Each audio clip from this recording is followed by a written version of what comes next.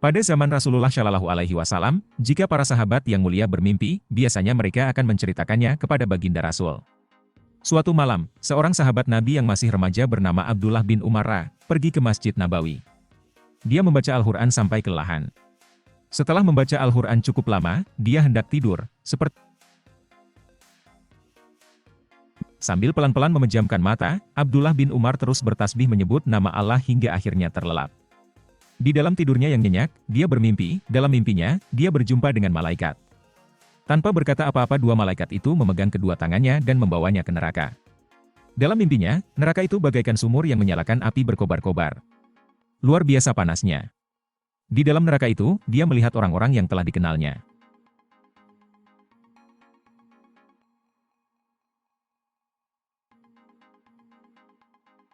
Mereka terpanggang dan menanggung siksa yang tiada tara pedihnya, menyaksikan neraka yang mengerikan dan menakutkan itu, Abdullah bin Umar seketika berdoa, "Aku berlindung kepada Allah dari api neraka." Setelah itu, Abdullah bertemu dengan malaikat lain.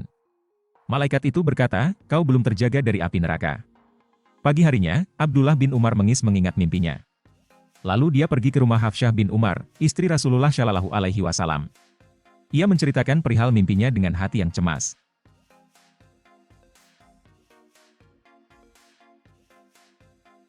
Setelah itu Hafsyah menemui baginda Rasul dan menceritakan mimpi saudara kandungnya itu kepada baginda Rasul. Seketika itu beliau bersabda, "Sebaik-baik lelaki adalah Abdullah bin Umar kalau dia mau melakukan sholat malam." Mendengar sabda Nabi tersebut, Hafsyah bergembira. Dia langsung menemui adiknya Abdullah bin Umar dan berkata, "Nabi mengatakan bahwa kau adalah sebaik-baik lelaki jika kau mau sholat malam."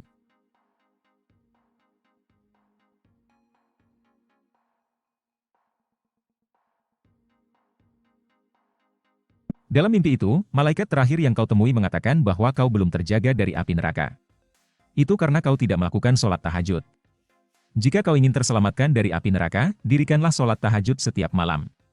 Jangan kau sia-siakan waktu sepertiga malam, waktu di mana Allah Subhanahu wa Ta'ala memanggil-manggil hambanya, apalagi jika dia juga mengingat sabda Nabi, sesungguhnya, penghuni neraka yang paling ringan siksanya pada hari kiamat adalah seseorang yang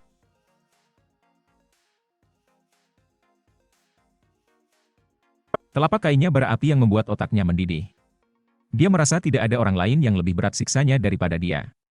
Padahal, sesungguhnya siksa yang ia terima adalah yang paling ringan di dalam neraka.